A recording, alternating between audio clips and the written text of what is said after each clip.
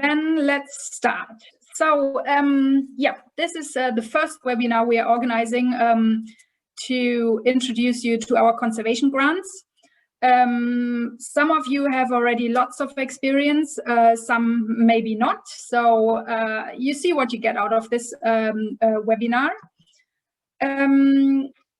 That's why I put some aims here first, just to help you to understand whether an application could be successful or not, whether you should apply or maybe it's a waste of time, how to improve your application so it has better chances to be selected and avoid common mistakes or easy mistakes that we all do. For the early career people amongst us, maybe it's a training opportunity as well. Give some support on how to write applications, although this will not be, like the regular how do you write an application. I think there's so much information out there. So it's more focused to our grant, our 2 grants that we want to give out. Also for us a little bit, it's to make Stiftung Artenschutz and its grants a bit more known, a bit more widely known. On the bottom here, you see some impressions of our current grants. Last year was the first time where we handed out these grants, especially the small conservation grants. The Amphibian Fund, which is especially for amphibians, already runs since a couple of years. But the small conservation grants is new. So these are some of the impressions of the running projects. I structured the webinar into 3 parts, basically before the application, after the application, and then also, the general questions and advice. So the structure is now a little bit different than I announced in the email. Don't get confused. Who is Stiftung Artenschutz? Aims of the grant, grant facts, selection process, formal requirements, and the selection criteria. So some of this is already in the facts that we offer on the website or the guidelines on how to apply or how to use our application form. So it might be a little bit repetitive, but then it is quite important things that that there's no harm to repeat that. So first of all, a little introduction into Stiftung Artenschutz, because it's always good to know where we are coming from, so you can see if your project is fitting to our funding organization well. So the vision is Stiftung Artenschutz contributes significantly and effectively to the conservation of threatened species, their genetic diversity, and their habitats. So habitat-focused applications are really good as well. In doing this, the organization is partnering with the Association of Zoological Gardens. So this is an association, a regional association of zoos in Germany, Austria, and Switzerland. They are our main funders. So it's probably, we come to that later, it's good to keep that a little bit in mind. The mission is to support projects aiming at sustainable conservation of threatened species and habitats, integrated approach to conservation, exchange and support between in situ and ex situ conservation.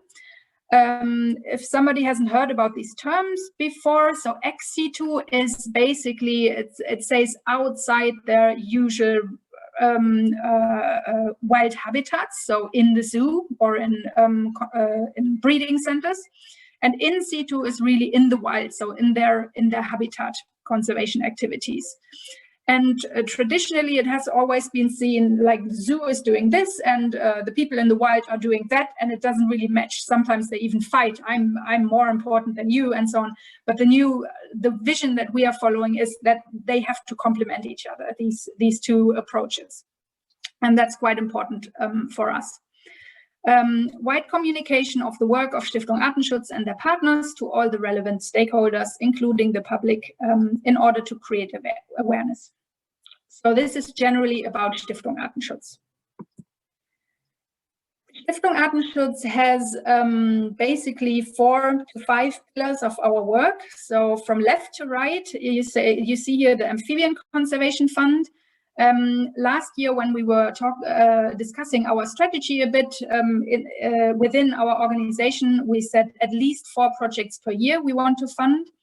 And these grants are given out for 12 months of work and 5,000 euros. And the funders are the Stiftung Artenschutz funders, which at the moment are mainly zoos. I would say 80–90% zoos.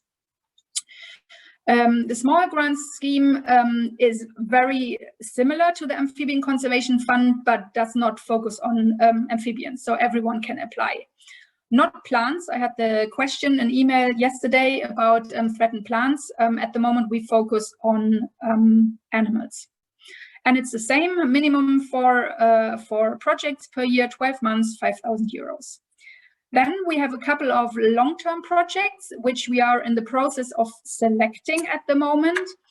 They run unlimited time, of course, and are around 20 to 30,000 euros per year. So still like a relatively small grant or support. However, these projects are strategically selected, so that's not open for everyone to apply for. But this is just for your background information. We also are happy for special opportunities. For example, if corporate sponsoring, somebody's coming and say, "Oh, we really want to work on some primates," for example, and we try to find opportunities and dig into that source of funding as well. But again, this is not open as a general grant. And then on the right side, we have some emergency funds as well. So if something's really going very badly, or there was a case a couple of years ago in the Philippines where suddenly 4,000 tortoises were confiscated, these kind of emergencies are also, if you have some kind of emergency like that, you can also approach us. So this is then also not as a grant with a deadline, but can be any time. But we really focus on proper emergencies. Aims of the grant. So the aim and purpose of this grant is to support long-lasting direct and indirect measures of conservation for threatened species. The word long-lasting might confuse you a bit because you know it's only 12 months we are supporting with these types of grants.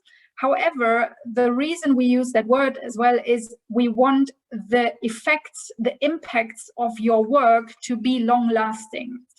So if it's like a project that is not integrated into action plans or helps to do future decisions, prepare some work, or is part of a bigger picture, basically, and only maybe you just, I don't know, you would like to do a survey of a species that's your favorite species or something, that would not be very strong for us. So it needs to lead to an impact make a long-lasting impact for the situation of the species. There's a huge range of possible activities, so we have no thematic focus. So it can be direct conservation activities like protection of habitat or species patrolling, applied research, conservation breeding, capacity building, training and capacity building. Oh, that's double. Habitat restoration, education awareness, so anything. Because it says here conservation breeding, pure breeding without any connection to the situation in the wild, for example, for the long-term plan to reintroduce that species or something like that, is not eligible, or we would absolutely not prefer that. So only because you want to build a center and don't integrate that into the bigger picture, that is not very strong. Target species are the threatened species of the IUCN Red List, so critically endangered, endangered, and vulnerable. We might accept other categories as well, like near threatened or something, but really you need to make a case why we should support that as well. One example I have is at the moment, maybe you've heard about African swine fever, and there in Southeast Asia, there are a lot of pig species. The biggest amount of pig species is from Southeast Asia. And even though the species might have like a near threatened or a lower threatened status, there is like a reason to believe that in the very near future, they will cope very badly. So if there's a case like this, and you can make that case, that might be okay. Also, of course, data deficient or not evaluated species. That's quite often for amphibians or non-vertebrates, for example, that actually to start conservation, you need to do surveys. And that absolutely we're happy for data deficient species or not evaluated species to be worked on. And then also the approach and work of Stiftung Artenschutz follows internationally recognized guidelines, such as those of the IUCN and the Species Survival Commission, aims to be evidence-based and recognizes the value of the one plan approach, which I explained. So one plan approach is the integration of ex situ and in situ work. And you see here, for example, if you want to do a reintroduction of species to a habitat where it went extinct, but you do not recognize and follow the reintroduction guidelines of the IUCN, that would be not great for us. So we definitely want to use these strong guidelines that there are to guide our work. We come to the grant facts. So some of that is already known by you, but just to have it here in one slide again. So there are two grants, the Amphibian Conservation Fund and the Small Grants Program. The funding is up to 5,000 euros per project. You can apply for less. Maybe that might be even good or beneficial, because if you think about it, if a really nice project is 2,000 euros, that's great for us because we can have more value for the money, and maybe can even support two projects instead of one. So you don't have to artificially blow up your budget to meet 5,000. That's not necessary. Duration of the funding is up to 12 months. That is also not, I mean, if you have reason to believe it needs to be 14 months or 15 months, you can discuss that with us, if possible, maybe before your application. Just check with us if that would be okay. And if there's reason to do that, for example, you want to make sure that you have all the seasons in your applied research project or something like that, that can make sense, and then we would make an exception of that rule. Total budget of your project. So we give you 5,000 euros, but maybe your project is, I don't know, 10,000 euros. So you have another organization or another source of money. That's totally fine. We do prefer, though, that Stiftung Artenschutz has a significant share of the total budget. An example, if your project costs 500,000 euros in total, and you already have 30 other funders, and we give 5,000 euros, that is not like a very significant impact from Stiftung Artenschutz. So we either prefer like a bit smaller projects or like a side project of a bigger program where we can say, okay, we are funding this whole thing, or together with another second partner, we are funding this. That would be better. Again, these things are there are always exceptions. So if there's a really strong project and we have to support that, that's fine then. Numbers of grants per year. So this is often asked, what chance do I have that my project is selected? So I said at the beginning, we always said a minimum of 4 projects per grant, so 4 plus 4. In 2020, we supported 7 and 6. And we had applications last year of 38 and 41. So there's always, the first is Amphibian Fund and the second is Small Grants. So I tried to calculate that. That's 18% and 15%. I can compare it to, for example, one of the famous grants is Mohammed bin Zayed Conservation Fund. They have a success rate of 12%, which is less, but there are surely other funds that may have more. So if you think, oh, that's not enough, I really want to know that I have a really high chance from the beginning, you can think about it. And I also don't know exactly how many applications we will receive in 2021, of course. There might be more, less. That's always something we can't foresee. The selection procedure is one stage only, so a full application immediately. We might change that in the future so that there's a pre-proposal stage, but that's not the case yet. As I said, the thematic focus is none, so we accept all kind of approaches. Cycle is once per year, so usually now the second half of the year. So we put out the grant call now in June, July, and then I will talk about the cycle, the funding cycle later. Towards end of the year, everything is complete in terms of the selection process. And eligibility, everybody can be a single person, can be an organization, a student, we don't really mind. However, we don't currently support projects that are based in the US, Canada, New Zealand, or Australia. So it's okay that you are from that country, that's your home country, but the project should be outside. Here I show the selection process. So this is now, so you can plan a little bit ahead. The grant call is open now in June. The application deadline, as you know, is 25th of July. In August, September, we need the time for the reviewer because we have independent reviewers whom I will send the applications to, and they will assess your applications. These reviews come back to a decision committee who will recommend projects, and in our board meeting, because we are a charity, we have a board, and the board will then decide upon the projects. That will be end of October. So in November, December, you will get the green light. So we have to do some paperwork like the sending of the money and the grant agreement.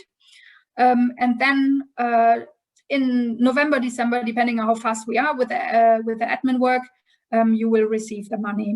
So you can, the latest, start in January.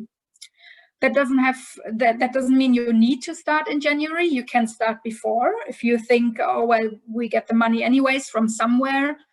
So it's fine if your project officially already starts in November, and it can also start in April or May. So that is okay with us. Formal requirements. So of course, you need the completed application form. So there is a standard form that that you can download on the website. Please keep it as a Word document. Don't change it into a PDF because sometimes we need to copy paste some details to the reviewers. The completed budget form, that's also as a standard form online. And an up-to-date CV. We don't have a form for that. Unless we already know you, we have supported you before, for example, then you don't need to send a CV. And also the last is a reference or support letter, like an endorsement letter with letterhead and signature, so it's like official. And this needs to be sent directly to the office by the referee, so not by you, but the referee by the deadline. I've been asked if they can hand in the support letter later, and no, please by the deadline. Who can be this support person? So that can be, I don't know, like a former university professor, or maybe like a partner organization, a mentor, an employer who knows, ideally, who knows you and the project. But could be also that he basically knows about you and your work, has maybe knowledge of the project. Maybe you can send an abstract to him or her before, so she or he knows what it's about, and then can give you that reference. Optional, so you can send in supporting documents like, for example, your project has already a log frame or like a theory of change or some kind of strategic document. Maybe you have an official risk assessment already or an ethical review. Quite often universities ask that, depending on what your academic project is, or maps or existing MOUs of important partners or governments, permits. You can send that in. You don't have to. So if we are unsure, we can ask later as well. So that does not need to be immediately by the deadline. But if you think that supports your application, makes it stronger, please send it in as well. It all needs to be in English. So we've been thinking of accepting other questions, but at the moment our team is still quite small. So we don't have anyone for different languages. So at the moment it needs to be in English. German is also okay because we're in Germany, but usually English. And of course, the deadline, 25th of July at midnight here in German time, Central European time. The question comes quite often about word count. So last year we had like a strict word count, so it was maximum 200 words, but we changed this now to indicative word count. That means it indicates what we want or how much we want to know. So for example, I had cases last year where the word count for the methods was 400. That is quite a bit. So that indicates to you that we want to hear some details. So if there's a 400 word count, but you only give me 50 words, that already should make you think, well, actually, maybe they want a bit more detail. And the other way around, if there's an indicative word count of 100, but you write 300 words, that is too much. So we will not punish you for that per se. So it's not a maximum word count, but just an indication. However, you will see later our decision criteria, for example, is that you have to write concise, that you don't like tell us all about your life or whatever, but really to the point. So in that sense, it might be received not as good from our side. So yeah, use the word count as an indication how much we want to hear.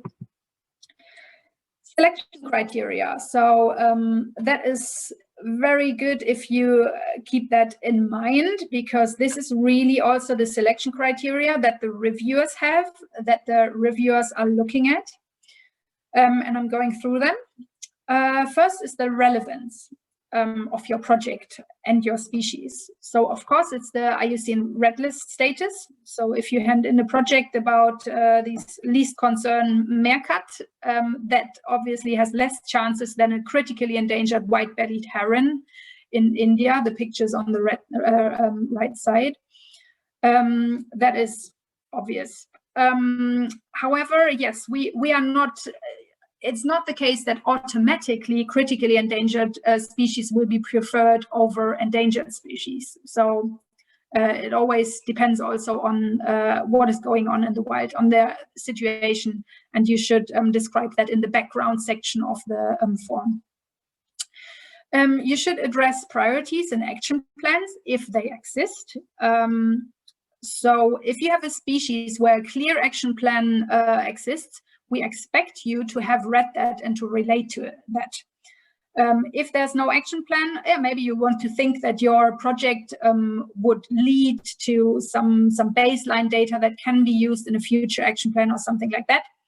But you don't have to mention that necessarily if there's no action plan. If the situation is urgent, that of course is more relevant for us. And as I said before, the one plan approach is something really interesting for us. So this is not an exclusion criteria. So if you have no ex situ element in your project, don't worry. This is the focus of this is an in situ conservation. It's an in situ conservation grant. So if you work mainly in the wild, perfect. That's good. So you have all chances there are. If you see any crossover with ex situ, with zoos or the expertise that zoos could maybe add to your project, that is great as well, but doesn't have to be. Quality, that's the next big section, is we expect your proposal to be clear, coherent, correct, concise. That is obviously, that is important. That the methods are comprehensible, so it's not completely,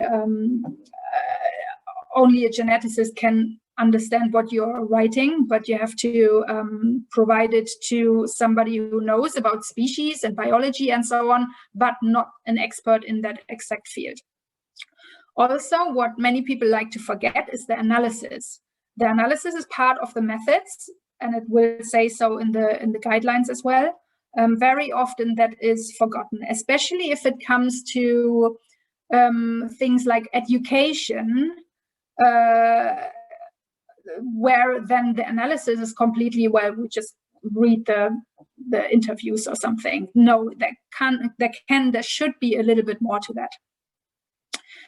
Use of literature, if relevant. So if there's no literature about a not well-known species, yeah, of course you don't have to use tons of literature. You don't have to swamp us with literature. It's not like a PhD thesis or something. But when you want to make a point, a case why this species is really important, please use that in the background. Give us some references. In the threats, why is that species threatened? Also in the methods, if you use a specific method that's maybe also not well known, please provide a reference. Also, is that project feasible? And do you have the legal permits? Either you have them already, or you provide them later because you know about them and you want to plan, you want to apply for them. Section 3 is the impact. That's also really important for us. So there is a long-term and evidence-based strategy behind your project with a clear logical framework. We will look at the logical framework later again. Again, that word long-term doesn't mean that your project is long-term, but the effects should aim to be long-term. Monitoring and evaluation is clear and evidence-based and part of the log frame as well. And I will explain that later as well. You include the stakeholders. You have knowledge of the different stakeholders where your project might have an effect on. You plan your impact for the long term. That's in the first bullet point as well. So, for example, the stakeholder relations, you want to follow up your research that you do in the future and so on. If your project is an academic work, if you're a student, maybe it's a master thesis or a PhD thesis, maybe explain a little bit about how this project can strengthen the university partnership, maximize the quality, training aspects, the use of the results for decision-making, for example, in an action plan later, developing new research questions, and so on. So there's a section in the form where you can describe that. Okay, project partner. We want to have trust in our partner. Because we need you to report, to document your results, to maybe publish something if that's relevant. So how do we do that? We don't know you yet. And this is why we ask the support letter. Or maybe if there's already an existing partnership, we could also ask or think about the last 5 years, have our work relationship been good? But usually, we go back to the support letter. Are relevant other organizations included or informed? For example, if you do a project on illegal wildlife trade, we would expect if there's, for example, a traffic office or CITES, not CITES necessarily, but traffic office or traffic, the organization that deals with illegal wildlife trade. If there's one in your country, we would expect that you somehow inform that, include them, inform them about what you're planning to do, so that the project and the impact that you plan to do, that this is bigger, basically, can be used. Communication. The planned dissemination of results and communication are clearly described in your form and also sufficient. For example, if you do a work and you think, oh yeah, I list publications there, but actually you've worked together with communities, with the local government and so on, and you are not planning to inform them on the outcome of your project, that would be not so good. So we really expect you to think a bit like, who do I need to inform after I finished my project? Again, relevant stakeholders will be informed, like the government, other practitioners working maybe on the same species, local communities, media, and so on.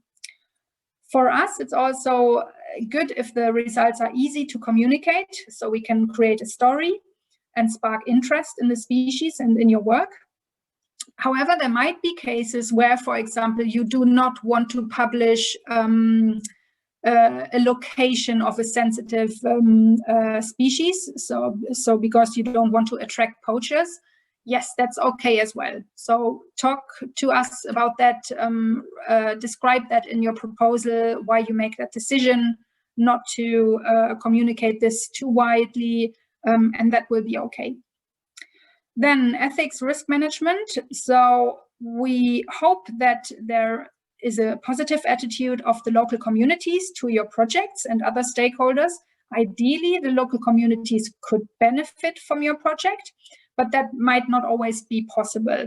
And maybe you want to develop positive attitude of local communities while you're doing your project. That is fine as well.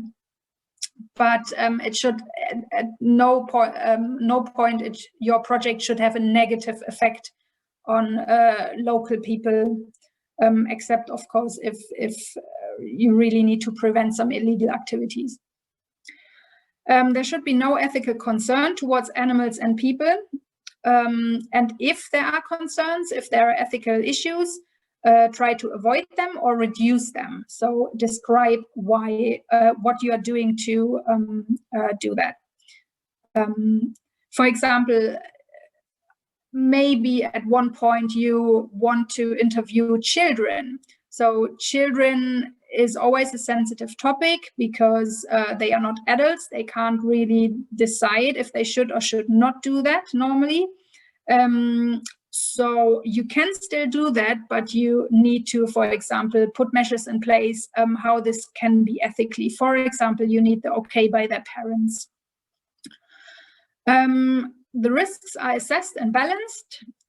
So risk-benefit ratio is acceptable. So some projects are risky. For example, if you want to do patrolling and you meet illegal poachers in the forest, but the benefit of this must be definitely there.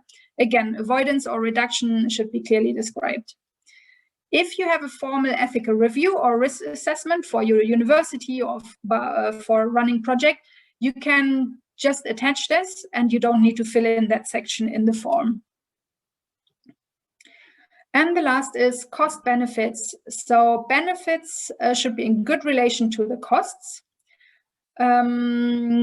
Here on the right side is like an example. This is a Javan rhino, which I think they have a breeding center, and that whole program costs $1 million per year. That's quite expensive. It's great, but maybe it's a bit above our level, 5,000 euros, while the project above is on Bermuda snails. So they are little snails on an island. And small money can lead very far. So basically the benefits, you can save a whole species by just doing like a relatively cheap project. So just think about that a little bit. The budget needs to be clear, realistic, and traceable. Also, it should make sense that we support it as opposed to other NGOs. For example, last year we had a project applying for Cologne Zoo, one of our zoos. So it was a project. So our thinking was like, why didn't they support that project themselves? They are doing conservation work, so why does it have to be us? So just think about that a little bit. And Stiftung Artenschutz covers significant proportions of the costs. I explained that before. So if the Javan rhino is $1 million and we only give 5,000 euros, that wouldn't probably be our priority. Okay, so let's assume you did that all great and were selected. So what happens after the approval of your project? So I go through the funding contract, reporting requirements, and additional benefits of the grant. So when you are accepted, you will have to sign a funding contract. The purpose of this contract is not to torture you or something, but it's just to manage the expectations from both sides, so from us and also from you, so that there will be no misunderstanding. So it explains everything quite well. So the contents are like just the basic information about your project, how much money you will get from us, the use of funds. So it will refer to your proposal, and we hope that you spend your money according to the budget that you gave us. You can change the budget slightly if you communicate that with us, especially if it stays within the same category. Let's say traveling, so you don't need to travel to place A, but to place B, so that's completely fine. And also what type of items you buy with the money. So if everything was for salary, but then suddenly you decide, oh, we need to buy a car, that needs to be justified and needs to talk to us. You need to keep financial records, so you need to keep your receipts for us in case we ask. You don't have to hand them in automatically, that's not necessary, but please keep them on file in case there's some, especially if you buy large, expensive items like a computer or something like that, we might want to see that receipt. Insurance, in the contract it says we hope that in your project team you have all health insurances. We know that in some countries that's not common maybe, but we really hope that you include that into the budget, because usually it's not too expensive, but yeah, we hope that all your team will be stay healthy. Compliance with laws and customs, so there's also a section on that. Especially if you are not from that country, you have to be aware that you have to behave like it's expected there. Reports, so there's a whole section on what you need to do for reporting, and we come to that in a second. And the last is publications and ownership. I know that some grants, for example, I think it's National Geographic, they really want to have ownership of the pictures, for example, of the images you take for your project. So we don't do that. Your data is your data, so it stays your data, it's not our data. However, if, for example, we get involved a little bit, maybe you need some help with analysis, and you approach us, or we do something together, then we maybe can be co-authors on publications. Otherwise, it's enough to just acknowledge Stiftung Artenschutz as a funding source. These are the reporting requirements now, from left to right. So the starting point, of course, is you have your contract and the money has been transferred and you start your work. After 6 months, we expect an interim report, like a mid-time report. And there is a form for this one that we will send you once you get approved. And at the end, there is a final report, including the financial report.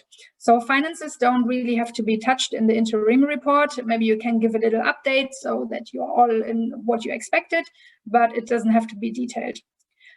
I say 12 months plus, because obviously when you finish your data collection, maybe after 12 months, it needs maybe 2 or 3 months until you can finalize the report and send it to us. So that's of course okay. In between these points, we hope for ad hoc updates, so little updates you can send us. That's not compulsory, but of course it would be nice. Also, after the 12 months, if there's any type of output, like a publication or something, it would be great to have the copy. So I put some additional information on the bottom. So what are we using your reports for? So we want to put them summaries on our website, on our Facebook page, and also to our funding partners, so they know what happened with their money. As I said, there are forms available for the reports. If you have other narratives or other more graphical reports, for example, a nice looking annual report that you have to give to someone else, it would be great to have a copy. So if you don't mind. Photos and videos, yes, you can put them in the form as well, or in a annual report or whatever. But please send them to us also separate and in a high quality so we can actually use them. And once we get to that stage, please also give us a caption and who took the photo, so who should we acknowledge. If you can, please share communication from your project. So it could be a publication, a scientific publication, but also a media output, maybe a website where your project was featured and so on. If that is possible, please acknowledge us and use our logo. Of course, if it's just like a small Facebook post or something, of course, there's no space for our logo. But in case it's something printed or a website. This timeline from 0 months to 12 months, the reporting is on your own initiative. So we will not send you a reminder. So if you can include that into your timeline for the project, that would be great. Yes, and if there's any more, any closer collaboration, for example, if one of our zoo funders gets matched with your project, I explain that later, and help you in some kind of activity, it would be great to give that communication in respect of technical support, networking, and so on.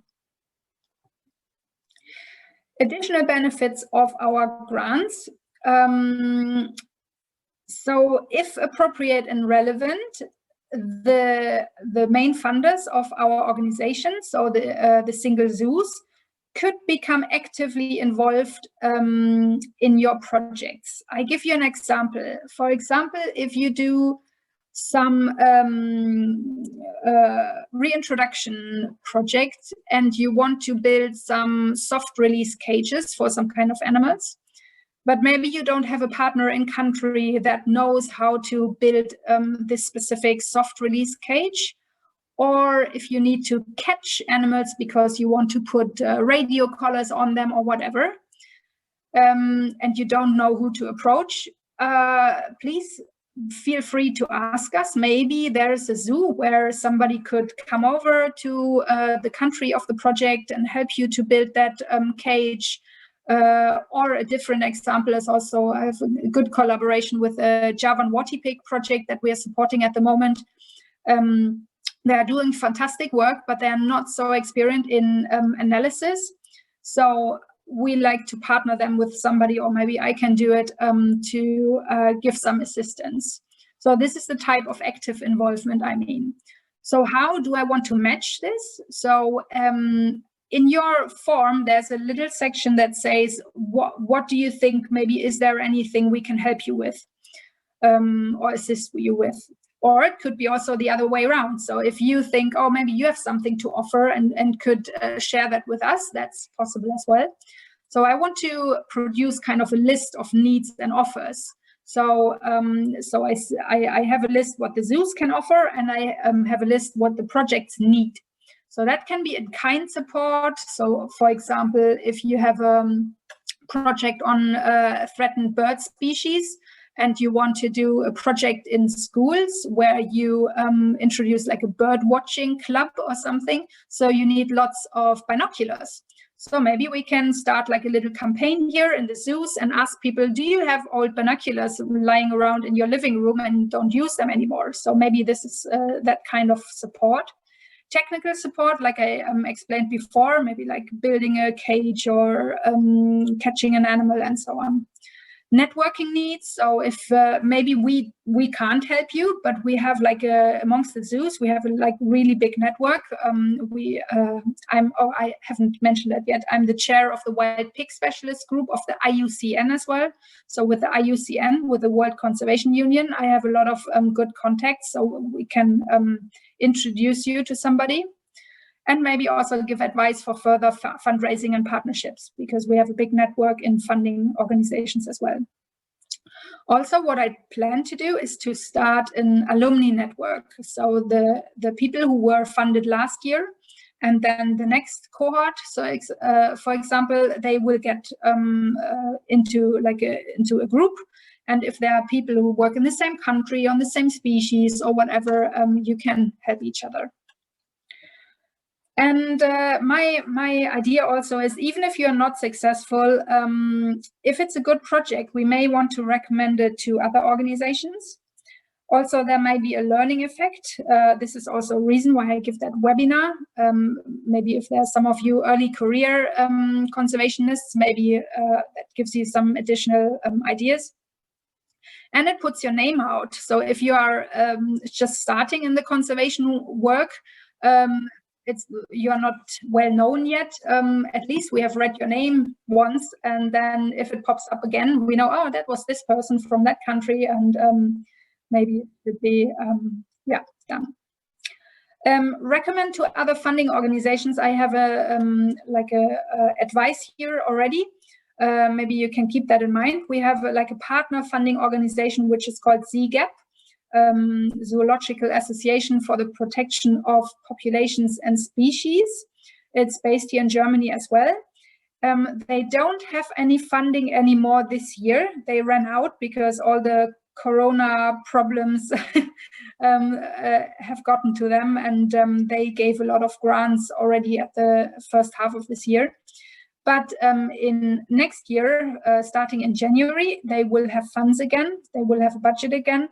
So if you are not successful with our grant, we may want to help you to maybe access some of their funds.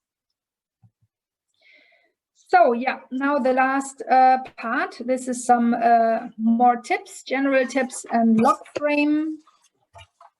Just trying to find where I am here. One question could be, can I apply again? If you were rejected last year, can you apply again? Yes, of course you can. If your project, of course, wasn't that good, of course, it doesn't make sense to apply with exactly the same project, with exactly the same form. So you may have to think and improve a little bit, but you can always do that. If you were successful already once and want to apply again, that is possible as well, that's allowed. However, these small grants are actually designed so that we can have a range of different activities, species, countries, and so on, and help different teams. And it's not a long-term grant. So unless it's something really good, I think your chances are a little bit lower. As I said, there's no preference for themes. But when we take our decision, we hope to have each year, we have a mix of themes and regions. So maybe you can think about what is special in your project, because if it's something special, of course, you will have better chances. I give you an example. There are a lot of projects that suggest applied research, so basically doing a survey if the species occurs in that area. That is a quite standard proposal application, and in some cases it really makes total sense, because maybe it's a data deficient species, it hasn't been seen for a long time, or additionally you want to answer some other questions, where does poaching occur, or human disturbance, or whatever. But it happens quite often. As I said, I don't want to say don't apply for such a project, but maybe try to make your project a bit more, think about it a little bit more. Try to be creative. Maybe it can have some interesting new technology included, or something like that. Because you can imagine if we want to have a mix of themes and 20 people apply for a survey, and only one project applies for I don't know now what something really really innovative or something that doesn't happen very often. Even habitat protection has not been very often. Or fish, last year we had only one fish application amongst these 41 applications. Then of course it's more likely that we want to select that one if it's a good one. So just, yeah, think about it a bit. One plan approach, as I said, as a zoo-funded grant with ambition to help actively, can we contribute anything to your project? So if you can think about it from the view from innovative zoos and good zoos, what kind of skills and expertise we have in the zoos, maybe you can write that down into the form. That is quite good. Language, as I said, should be English, and I'm totally aware that English is not your first language, or may not be your first language. It isn't mine, so my English isn't great. So we don't expect you to have an absolutely flawless, perfect English in your application. If you make mistakes, absolutely no problem, but it is important that we understand what you are saying so that we can get the sense of what you say. So my advice would be, let somebody who's quite good in English read your application again and see if he understands it, and maybe let him or her improve a little bit. Also assume that we check facts. So don't make something up. That's why I say use literature as well, including the budget. If you say to me you need a camera just for taking pictures during a survey that costs €1,000, I would say, well, justify that to me why it needs to be that one. So we have a close eye on what you're suggesting. Okay, now I think that's the last part. We come to the logic framework. So this is really the centerpiece of the application because it gives like a condensed overview of what you're achieving to do. And in the reporting forms, which you have to hand in after half a year or a year, you will have to relate to these items in the logic framework. So make sure to fill it in. We had like 2 or 3 applications last year that just didn't fill it in. So that they were gone immediately. Sometimes you already have a logic framework or theory of change or something like that for your framework. Sometimes it's quite straightforward, it's easy to fill in. But sometimes it may also help to shape your project a little bit more. So if you just have an idea, but it's not really structured yet, this framework can help you to structure your ideas a bit. One tip is to draw it with lines and boxes, like arrows. If I do this, this will happen. But I will have a slide for that as well. Get familiar with the terminology because as you may have experienced already, everyone means something else with terms. For example, if you have the term goal, aim, objective, what is the difference between them? So read our guidelines. We have them for download on the website. Download the guidelines and really read them. So our terminology is the outcomes, is the intermediate outcomes that you aim to achieve in order to achieve your project impact. So I give an example in a minute for these. So output is the project-specific results, such as services or products. These should be quantified as precisely as possible. Input is basically your activities. It's a description of your activities, something that you put in so something else happens, which will help, which will be used to deliver your target output. And means of verification, that's basically the monitoring and evaluation bit, the data sources that you will use to evidence, to prove that you achieved your output. So one example would be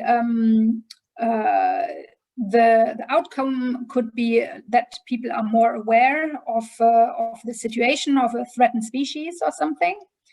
The output could be that you want to conduct or organize a community festival where 75% of the community joins. See, I have quantified what I want to achieve. And the input is actually the activity one you want to do. And that might be more than just conducting the festival, because maybe before you have to meet with the community for the planning, who does what, and then actually, yes, do the festival in the end. And means of verification could be, depends on what you decide, how you want to prove that these people who came to the festival really changed their awareness. So it could be that you use observation for that, interview with the festival visitors, and so on. I'll give another example in a second. And that's also very important, the last point. Make sure the goal, impacts, log frame, methods, and the budget, they line up. Because we had it several times in the last round. People said, we want to do like an education event and so on. But in the methods, they have not described the education event. So what are you planning to do? There was no word about the education anymore. So immediately it looked to us that they just added the education, so it looks a bit nicer. There are some people more in there, but actually didn't plan about it at all. So please try to make it line up, including the budget. Don't forget to include everything in your budget, which leads to these products or outputs. So that looks a bit intimidating maybe, but don't get scared. It's not that difficult. Some of the people who have more experience, they know you just have to go step by step and think structured, and it will be okay. So the threat, the overall goal, and the project impact, they are different separate questions in our form. So you have to describe the threat, the overall goal, and the project impact in different boxes in the form. Then from the last 4 columns on the right, so the intermediate outcome, the input, the output, the input, and the means of verification, they are parts of the log frame. And how you should think about it is you start with thinking about the threat. What do I want to change? The overall goal is like the bigger picture. Basically, maybe you want to save that species from extinction. So you can't do that only with your project, but that's okay. So that's the big vision, basically. The project impact, as opposed to the overall goal, is really what you want to achieve with your project. So the impact of your project. So it might not be that you save the whole species, but maybe you improve the situation of one population in that one forest. So I have an example for now, these different outcome, output, input, and means of verification. So let's say you want to improve the situation of a population in a forest, and the problem is basically the forest is not very good, is degraded, people disturb the forest, and so on. So the two, so the impact might be population protected because of habitat improvements and awareness of the people. So I would go for 2 intermediate outcomes. So the first outcome would be the habitat is improved. So that's the upper stream in this diagram. And then the second outcome might be the local awareness of importance of that habitat. So that's the lower stream. I start with the upper one. So again, think about how can we improve habitat. So output 1 could be 1,000 trees planted. So you see again, I quantified the output. And the second output, 1.2, could be remove invasive plants from 20 hectares of forest. Again, I quantify it, I say exactly what I need to do, what I want to achieve. The input is now, what do I need to do for the first time, for the first output, because I want to plant 1,000 trees. There might be several activities, several inputs, several things I need to do. So I might need to buy seedlings from a local company.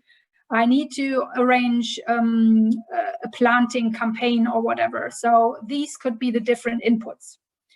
How do I prove that this worked? So the means of verification. Well, you can count your trees after 1 year, maybe after 5 years as well. You can put that in, that's okay, even if it's beyond that project. After 5 years, you count again how many seedlings survived. Maybe you also want to count the people who took part in that planting campaign. Okay, so this is the first one. Output 1.2, we said this could be remove the plants from 20 hectares, the invasive plants. And maybe input 1.3 is you initiate a removal campaign. So you mobilize the communities around, ask them to help, and they then do it. So the means of verification would be that you measure the area that is now clear of invasive plant species. If you go the lower one, so intermediate outcome 2, so this awareness education is always, as you probably know, a bit more difficult to measure or to evidence. So what I said was local awareness of importance of habitat, maybe. So maybe your output 2.1 could be 5 schools were made aware of the importance of habitat.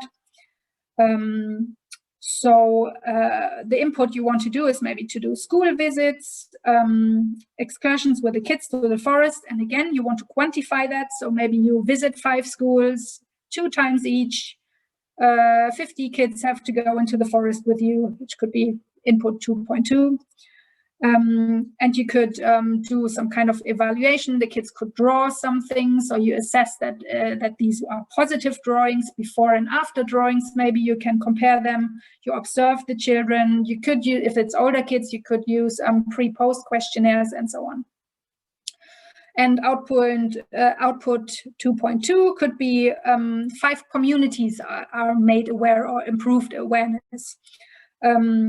Again, output could be 5 communities are aware, and let's say 80% of the people who joined this awareness campaign or a community gathering are now have a better awareness of that issue. So the input could be community gatherings, a festival, and so on. And again, means of verification.